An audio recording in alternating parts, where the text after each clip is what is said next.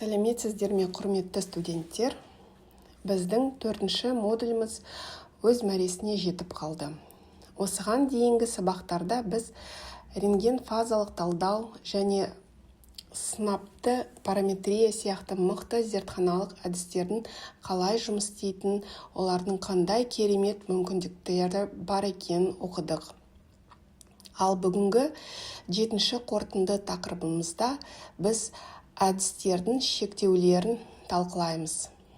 Яғни, бұл құрылғылардың қолдарынан не келмейді және біз қателікке ұрынбас үшін нені білуіміз керек, осы сұрақтарға жауап береміз. Сонымен кез келген зерттеу әдісі бізге өте маңызды ақпарат береді. Алайда, әлемде мінсіз барлығын көрсететін сиқырлы құрылғы жоқ. Әрбір әдістің өзіне тән шектеулері бар. Бұл шектеулерді алдын ала білу және ескеру алынған нәтижелерді дұрыс оқу үшін, яғни дұрыс интерпретациялау үшін ауадай қажет. Егер сіз құрылғының кемшілігін білмесеңіз, оның берген қате мәліметіне сеніп қалуыңыз әбден мүмкін.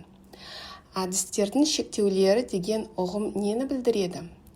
Бұл құрылғының өлшеу дәлдігіне, ол бере алатын ақпараттың толықтығына және жалпы қолдану аймағына байланысты кедергілер жиынтығы.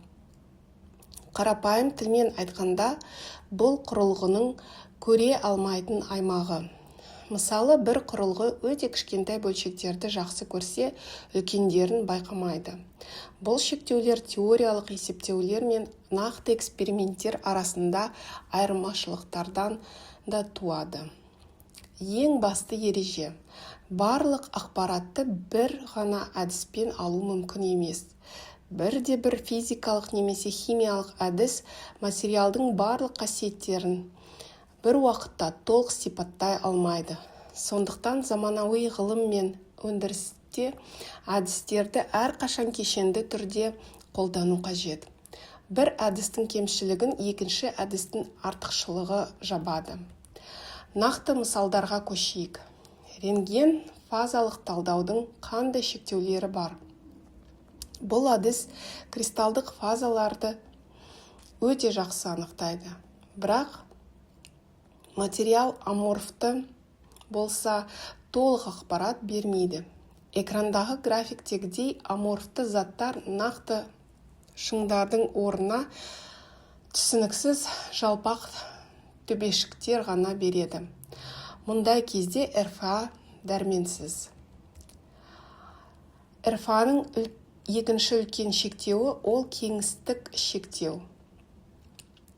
Рентген сәулесі үлгінің үлкен бір аймағына түседі де, сол бүкіл көлем бойынша орташаланған ақпарат береді. Яғни, егер материалдың ішінде өте кішкентай локалды микродефект немесе жалғыз ғана бөтен дән тұрса, құрылғы оны байқамай қалады. Ондай ұсақ бөлшектерді көру үшін бізге электрондық микроскоп керек болады. Ал сынапты параметрия шектеулері қандай?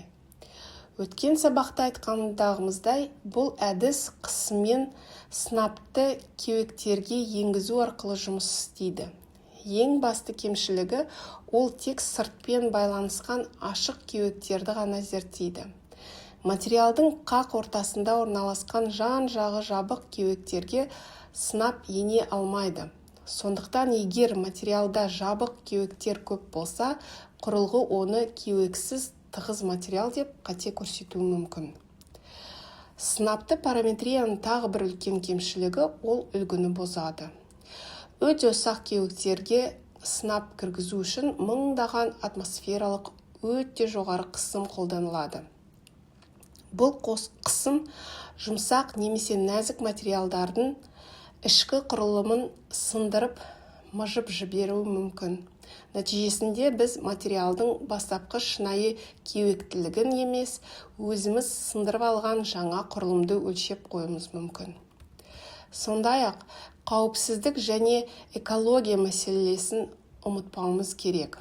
Сынап адам денсаулығына өте қауіпті, улы ауыр металл. Онымен жұмыс істеу үшін зертханада арнайы сорғыш шкафтар, қорғаныс киімдері және қатаң қауіпсіздік ережелері болуы шарт.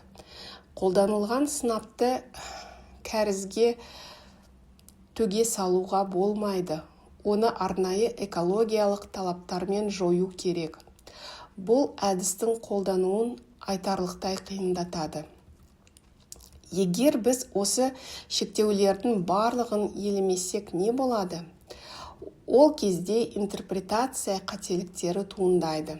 Мысалы, құрылғы көрсеткен сандарға соқыр сеніммен қарап материалды өндіріске жіберсеңіз, соңы апатқа ұласуы мүмкін. Дұрыс емес мәлімет металлургиялық шешімдердің қате қабылдануына себеп болады. Экрандағыдай тұтқыр болады деп күткен бөлшегіміз морт сынып кетуі ықтимал. Мұндай қателіктерден қалай сақтанамыз? Жалғыз дұрыс жол әдістерді біріктіріп қолдану. Шектеулерді азайту үшін РФА, сынапты параметрия, электрондық микроскопия және компьютерлік модельдеу әдістері бірге қолданылуы тиіс. Мысалы, параметрия ашық кеуектерді өлшесе, микроскоп жабық кеуектерді суретке түсіреді. Ал РФА-ның қандай фазадан тұратынын айтады. Осылайша толық картина жиналады. Қорытындылайық. Зертханалық әдістер қаншалықты заманауи болса да, олардың шектеулерін білу нағыз маманның басты белгісі. Бұл шектеулерді түсіну бізге құрылғы берген сандарды дұрыс оқуға және металл материалдардың қасиеттерін өндірісте сенімді бағалауға мүмкіндік береді. Сабағымызды бекіту үшін сіздерге өзіндік жұмыс тапсырмалары беріледі. Бірінші тапсырма. Экрандағы сұрақтарға жауап беріңіз. Мұнда зерттеу әдістерін шектеулері дегеніміз не? Бір әдіс неге жеткіліксіз? Сондай-ақ РФА мен сынапты параметрияның нақты қандай кемшіліктері бар екенін түсіндіріп жазыңыздар. Екінші тапсырма. Осы шектеулерді ескерудің металлургиядағы маңызды туралы 5-6 сөйлемнен тұратын қорытынды жазыңыздар. Үшінші тапсырма. Келесі беттегі кестені толтырыңыздар. Бұл жерде РФА, сынапты параметрия, микроскопия сияқты әдістердің негізгі шектеулерін және сол шектеулердің металлургиялық өндіріске қандай салдары болуы мүмкін екенін нақтылап көрсету қажет. Құрметті студенттер, осымен біздің 4-ші модуліміз толығымен аяқталды. Осы модуль барысында материалдардың ішкі құрылымын, фазаларын және кеуектілігін зерттейтін маңызды құрылғылармен таныстық. Сабақтарға белсенді қатысып, зейін қойып тыңдағандарыңыз үшін баршаңызға үлкен алғыс білдіремін. Келесі жаңа модульде жаңа тақырыптармен кездескенше сау саламат болыңыздар. Білімдеріңіз арта берсін.